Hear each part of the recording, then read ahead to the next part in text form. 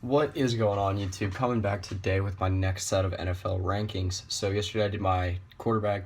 I will put the link to the entire playlist, which includes that video, and then all the future videos to come if you guys are watching this, couple weeks, days, months down the line. Then the link to the entire playlist will be in the description below. So, like I said, today I will be doing running backs, and I'll be doing the top 10 for that again. I did top 10 quarterbacks yesterday. When I run into a little bit more of a depth position like wide receiver, I might extend it to like top 20 or something like that. But anyway, go ahead and start with my three outside. And actually, before I get into that, this was a little bit of a mixed year with running backs. It was, to be honest, you never really can predict how running backs are going to do, but if you look at the preseason rankings compared to the way the season finished, this is one of the biggest discrepancies in preseason rankings and postseason rankings that I've really ever seen. So go ahead and start with my number 3 on the 3 outside. So I've got the Carolina Panthers' Jonathan Stewart. So obviously big year for Stewart. Was actually able to stay healthy for pretty much the entire year and had good results because of it. From about weeks 6 to, I believe, 14, he was one of the best running backs in the league, and then I believe was injured for the final 3 weeks, came back in the playoffs.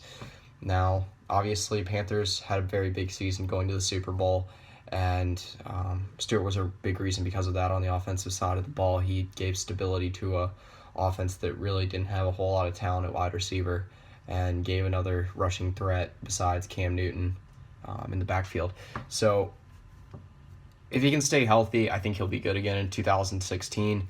That's always the big key for me with Jonathan Stewart, is if he can actually stay healthy or not. So my number 2 player on the 3 outside, I've got Mark Ingram. So I mentioned this in yesterday's video. I really think that Ingram had a very big year this past year. He somewhat broke out in 2014 and then really confirmed that in 2015. And I believe he missed the last 4 games to injury, but when he wasn't injured was a very, very key part of the Saints offense. He was actually very good coming out of the backfield as a receiver and as a running back. So look out for more of the same in 2016. I don't see why production would decline. Honestly, this is the first time I've seen a consistent Saints running back under Sean Payton in, a really long time. So at number 1, I've got the Buffalo Bills' LeSean McCoy. So it was really a weird season for McCoy with his first season in Buffalo. Was an up and down season to start. Well, really was an up and down season in general. Again, from about weeks 6 to 15. 6 to 14, again, a lot like Jonathan Stewart. He was one of the best running backs in the league. And then, again, missed the final 2 games, I believe, because of injury. I don't remember if he was injured or if he just sat those 2 out. Anyway, so move into the top 10. I don't even think I mentioned the individual stats for all 3 of these guys. Let me get to those right quick. So Jonathan Stewart was able to put up almost 1,000 yards, 6 touchdowns, 1 touchdown receiving. Jonathan Stewart, I just said him. Mark Ingram, 769 and 6 touchdowns, and then another 405 yards receiving. So a lot of receiving yards there. And then LeSean McCoy, 895 yards, 3 touchdowns rushing, and then 292 and 2 touchdowns receiving.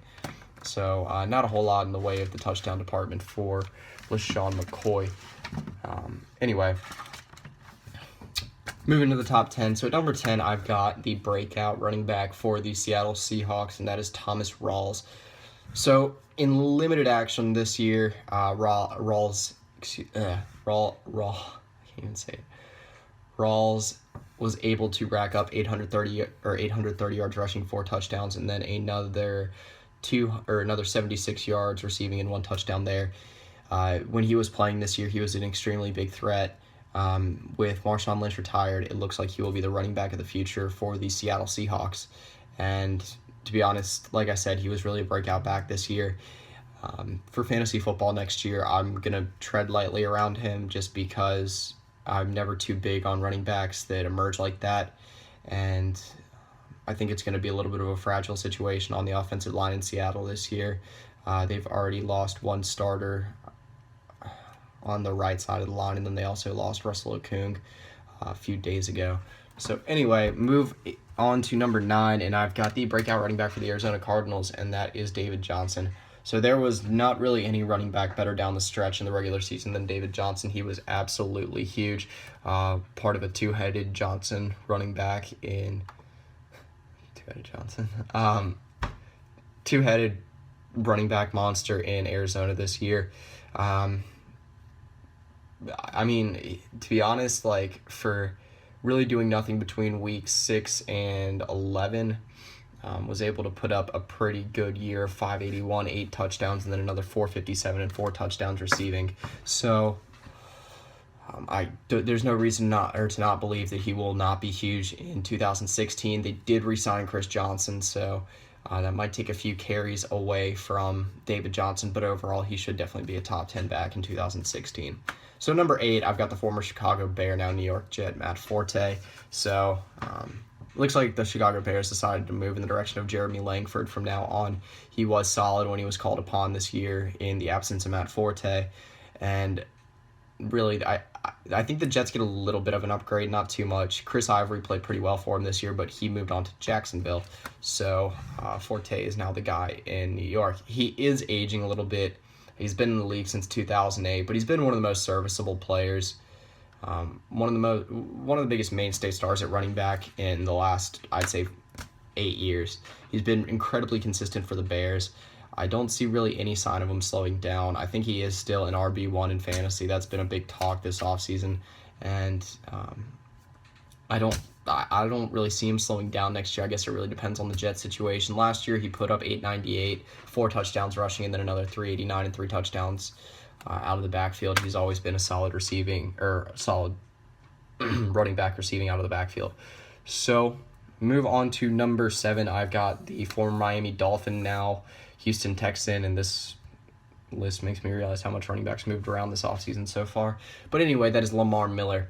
So Lamar Miller is part of a brand new Houston Texans backfield that also features Brock Osweiler from the Denver Broncos. And really, Lamar Miller, after, I believe, Joe Philbin was fired, he took off. A little bit of a lull, weeks 11 and 12, but overall, after week 5, he just took off. I believe he was able to put up over 900 yards rushing, 872, 8 touchdowns, and then another 397 and 2 touchdowns out of the backfield. So he's able to rack up quite a bit of rushing touchdowns. Should see more of the same in Houston, since he will be the guy now in front of really injury-prone Arian Foster. So, again, should see more of the same heading into the future. He should be the guy for years to come in Houston. So at number 6, I've got the breakout back for the Atlanta Falcons, and that's Devonta Freeman. So Freeman was an absolute monster this year, taking over in week 2 really as the starter, and just from weeks 2 to 9, he was the undisputed most productive running back in the NFL, and then picked it back up at the end of the season. I believe he was over 1,000-yard rusher. He was one of only, 6 or 7 players to do that. And he was able to get 1056, 11 touchdowns on the ground, then another 578 and 3 touchdowns in the air. So monster stats for Freeman this year.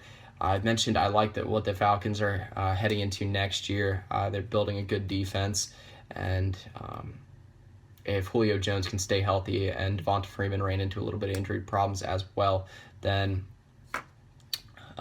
I think they should be very solid heading into next year.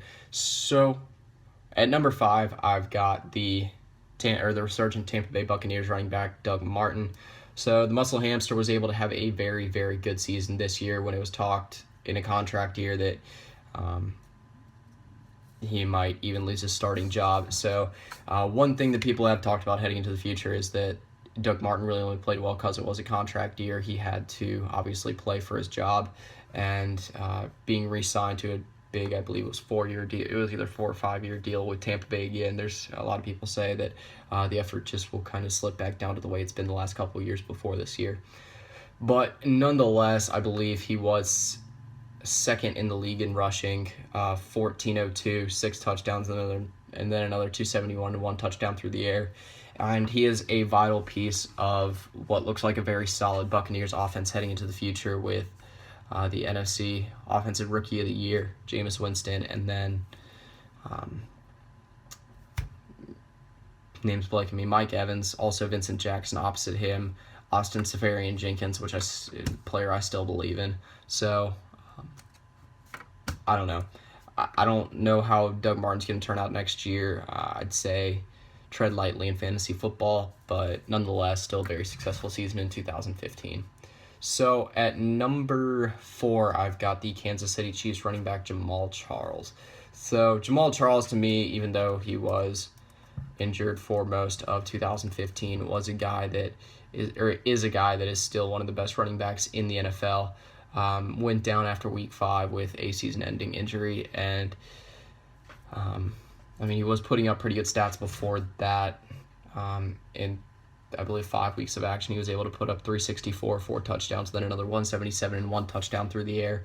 So he was able, or he probably would have been able to eclipse 1,000 yards rushing, maybe even 10 touchdowns on the ground. And if he's able to stay healthy in 2016, then I could see another big season out of him. At number 3, I've got the... Oh, man. Was it Jameis that was the NFC offense? I think it was Todd Gurley. Todd Gurley was the NFC Offensive Rookie of the Year. That's my bad on that. But yes, anyway, at number 3, I do have Todd Gurley for the Los Angeles Rams. So there was just a point through the middle of the season that Todd Gurley was just unstoppable. He had a fantastic season. Slowed down a little bit in weeks 12 and 13, but then really picked it back up again. This is a guy that was able to rush for 1,106 yards, 10 touchdowns in his rookie year with another 188 receiving. So, again, no reason to believe that he won't be solid again in 2016. See what happens with the Rams quarterback situation. That will have a big effect on him. Not really sure if they're going to stick with Nick Foles or Case Keenum. Probably not. Had them taking Paxton Lynch in my last mock draft. I think that's an option. Sam Bradford was an option until he re-signed. But anyway, should see another big year out of Todd Gurley.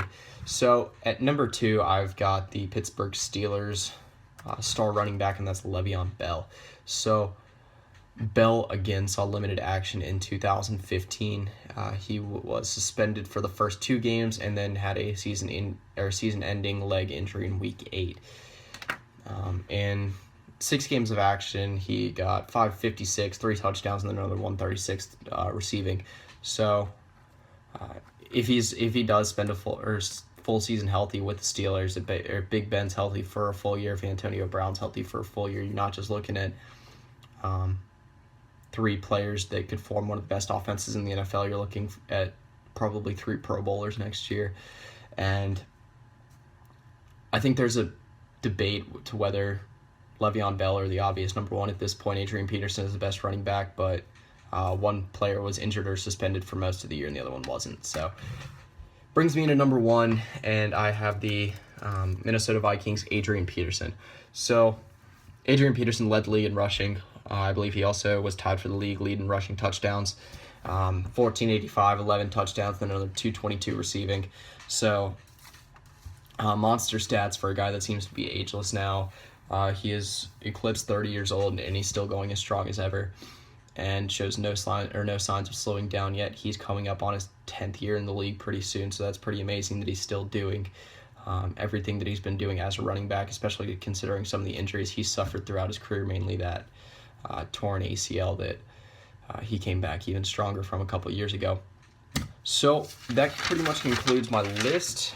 We'll be coming back tomorrow with my wide receiver list, and day after that, tight ends, and keep moving on from there. But yeah, like I said in the beginning of the video, if you have not seen my quarterback rankings video yet, go check that out. I'll put the link to the entire playlist for my NFL rankings in the description below. It will also be in the outro. But yeah, keep a lookout for my top 10 video today. We'll be doing it based on free agents so far, but that's pretty much it. So yeah, I did the top 10 NFL fan bases.